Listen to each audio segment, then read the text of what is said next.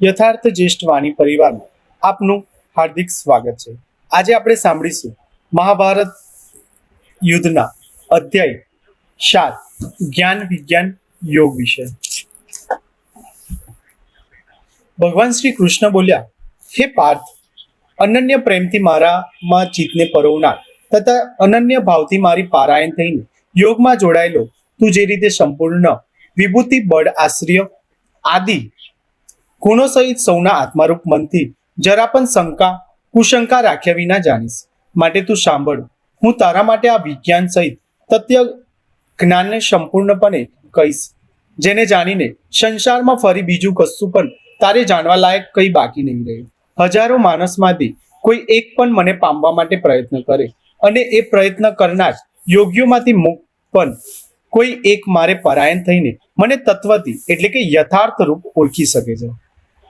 પૃથ્વી જળ, અગ્નિ, વાયુ, આકાશ, મન, બુદ્ધિ, અહંકાર, આ પ્રમાણે આ 8 પ્રકારે વિભાગ પામેલી મારી પ્રકૃતિ છે। આ 8 પ્રકારના ભેદની તો અપરા એટલે કે મારી જળ પ્રકૃતિ છે, અને હે મહાભાવ, આના સિવાયની છે જેનાથી આ આખું જગત ધારણ કરાય છે, એને મારી જીવરૂપા પરા એટલે કે ચેતન પ્રકૃતિ ઓળખ। હે અર્જુન, તું એમ સમજ કે સગળા જીવ આ બંને પ્રકૃતિ જ ઉદ્ભવનારા છે, અને હું આખા જગતનો પ્રભવ તેમજ પ્રલય છું, એટલે કે સકળ જગતનો મૂળ કારણ છું। હે ધનંજય, મારા સિવાય બીજું કોઈ પણ પરમ કારણ નથી। આ આખું જગત સૂતરમાં પરોવાયેલા સૂતરના મણકાઓની પેટે મારામાં ગૂંથાયેલું છે। હે કુંતી પુત્ર, હું જળમાં રસ છું, ચંદ્ર તેમજ સૂર્યમાં પ્રકાશ પણ હું જ છું, સર્વ વેદોમાં ઓમકાર હું છું, આકાશમાં શબ્દ અને પુરુષમાં પુરુષત્વ પણ હું જ છું। હું પૃથ્વીમાં પવિત્ર ગંધ અને અગ્નિમાં તેજ છું, તેમજ સમસ્ત ભૂતોમાં એમનું જીવન છું, અને તપસ્વીઓમાં તપ પણ હું જ છું। હે પાર્થ, તું સર્વ જીવોનું સન્વતના બીજ મને જ જાણ। હું બુદ્ધિમાનોની બુદ્ધિ તથા તેજસ્વીઓનું તેજ હું જ છું। હે ભરતવંશીઓમાં શ્રેષ્ઠ, હું બળવાનોનું આસક્તિ તથા કામનાઓ વિનાનું બળ એટલે કે સામર્થ્ય છું, અને સર્વ જીવોમાં ધર્મને અનુકૂળ એટલે કે શાસ્ત્રને અનુકૂળ હું કામ છું, અને વળવી જે સત્વગુણમાંથી ઉદ્ભવતા ભાવો છે તેમજ જે રજોગુણથી અને તમોગુણ થતા ભાવો છે એ બધાને તું મારામાં જ થનાર છે એમ સમજ।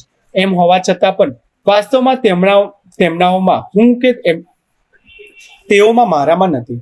ગુણોના કાર્યરૂપ સાત્વિક, રાજસ અને તામસ એવા 3 પ્રકારના ભાવોથી આ આખો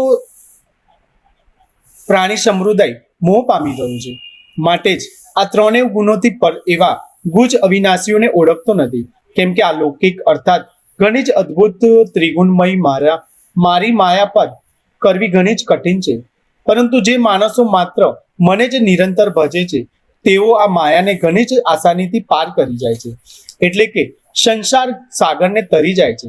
માયા વડે જેમનું જ્ઞાન હરાયેલું છે એવા આસુરી સ્વભાવને ધરી રાખનાર મનુષ્યમાં અધર્મ, દૂષિત કર્મ કરનાર મૂઢ જનો મને ભજતા નથી।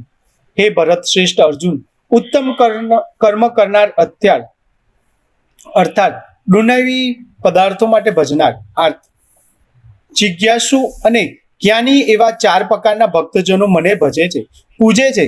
એમનામાંથી હંમેશા મારામાં એકાત્મ ભાવે સ્થિત અનન્ય પ્રેમ ભક્તિ રાખનાર જ્ઞાની ભક્ત ગણો જ શ્રેષ્ઠ છે, કેમ કે મને તત્વથી ઓળખનાર જ્ઞાનીઓ હું અત્યંત પ્રિય છું, અને એ જ્ઞાની મને અત્યંત પ્રિય છે। આ બધાય ભક્તો ઉદ્ધાર એટલે કે શ્રેષ્ઠ છે, છતાં એ સર્વમાં જ્ઞાની તો સાક્ષાત મારું જ સ્વરૂપ છે। જ્ઞાની મારો આત્મા છે એવો મારો મત છે, કેમ કે મારામાં જ મન તથા બુદ્ધિ રાખનાર જ્ઞાની ભક્ત અતિ ઉત્તમ ગતિ સ્વરૂપ મારામાં જ સમ્યક રીતે સ્થિત છે। ઘણા જન્મો પછીના અંતિમ જન્મમાં હું તત્વ જ્ઞાન પામેલા માનસ સર્વકાય વાસુદેવ જ છું એવા ભાવે મને ભજે છે એ મહાત્મય ઘણો જ દુર્લભ છે। અમુક ભાગોની કામના વડે જેમનું જ્ઞાન હરાઈ ચૂક્યું છે એ માણસો પોતાના સ્વભાવથી પ્રેરાઈને અમુક નિયમને ધારણ કરી અન્ય દેવતાઓને ભજે છે, એટલે કે ઉપાસના કરે છે। જે સકામ ભક્ત જે દેવતાઓના સ્વરૂપને શ્રદ્ધાથી પૂજવા ઈચ્છે છે તે ભક્તથી શ્રદ્ધાને હું એ જ દેવતા પ્રત્યે દત્ત કરું છું। જે માણસ પંતે શ્રદ્ધાથી યુક્ત થઈ એ દેવતાઓનું પૂજન કરે છે અને દેવતા પાસેથી માયા વગર જ વિધાન કરેલા એ ઈચ્છેલા ભાગોને નિસંદેહ પામે છે, પરંતુ હે અલ્પ બુદ્ધિજનોનું એ ફળ નાશવંત હોય છે. તેમજ એ દેવતાઓને પૂજનારા જનો દેવતાઓને પામે છે, જ્યારે મારા ભક્તો ભલે ગમે તેમ ભજે છેવટે તેઓ મને જ પામે છે. યજ્ઞાનીઓ મારા સર્વશ્રેષ્ઠ અવિનાશી પરમ ભાવને નહીં ઓળખીને અવ્યક્ત અર્થાત મન ઇન્દ્રિયોથી પર એવા મુજ સચ્ચિદાનંદ પરમાત્માને માનસની પેટે જન્મ લઈને વ્યક્ત ભાવને પામનાર માને છે. પોતાની યોગ માયા વડે ઢંકાયેલો હું સૌને પ્રત્યક્ષ નથી થતો. મારે આજ્ઞાની જન સમુદાય મુજ અજન્મા અવિનાશી પરમેશ્વરને ઓળખી શકતો નથી, એટલે કે મને જન્મ મરણશીલ જન્મે છે. જે અર્જુન પૂર્વ થઈ ગયેલા વર્તમાન હયાત તથા ભવિષ્યમાં થનાર સર્વભૂતોને હું જાણું છું, પરંતુ મને કોઈ પણ શ્રદ્ધા ભક્તિ વિનાનો માનસ જાણતો નથી, જાણી શકતો નથી. હે ભયાવંશી, હે પરમ તપ, સંસારમાં ઈચ્છાને દ્રષ્ટિ ઉદ્ભવેલા સુખ દુઃખ આદિ દ્વંદ્વ સ્વરૂપ મોહને નથી લીધે સઘળા પ્રાણીઓ અત્યંત અજ્ઞાનતાને પામી રહ્યા છે. પરંતુ નિષ્કામ ભાવે ઉત્તમ કર્મોનું આચરણ કરનાર જે માણસોનું પાપ નષ્ટ થઈ ચૂક્યું છે, એ રાગ દ્વેષ જનિત દ્વંદ્વ સ્વરૂપ મોહથી મુક્ત થયેલ દ્રઢ નિશ્ચયી ભક્તો મને સર્વ રીતે ભજે છે, પૂજે છે, આરાધે છે, ઉપાસે છે. જેઓ મારે શરણે થઈને જન્મ અને મરણમાંથી છૂટવા માટે પ્રયત્ન કરે છે, એ માણસો એ બ્રહ્મને સમગ્ર અધ્યાત્મને તેમજ સંપૂર્ણ કર્મને ઓળખી લે છે.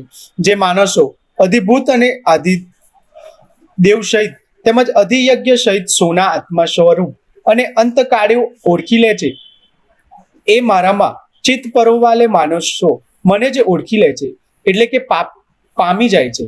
ઇતિ શ્રીમદ ભગવદ્ ગીતામાં શ્રી કૃષ્ણ અર્જુન વચ્ચે થયેલ સંવાદમાં જ્ઞાન વિજ્ઞાન યોગ નામનો 7મો અધ્યાય અહીંયા સંપૂર્ણ થાય છે. જો આજની કથાએ તમને પ્રેરણા આપી હોય તો વિડીયોને લાઈક કરો અને યથાર્થ જ્યેષ્ઠ વાણી પરિવારનો ભાગ બનવા માટે હમણાં જ સબસ્ક્રાઇબ કરો. તમારું એક સબસ્ક્રાઇબ અમને વધુ પ્રેરણાદાયક કથાઓ લાવવા માટે શક્તિ આપે છે. મળીએ ફરી એક નવી પ્રેરણા કથા સાથે. જય શ્રી કૃષ્ણ.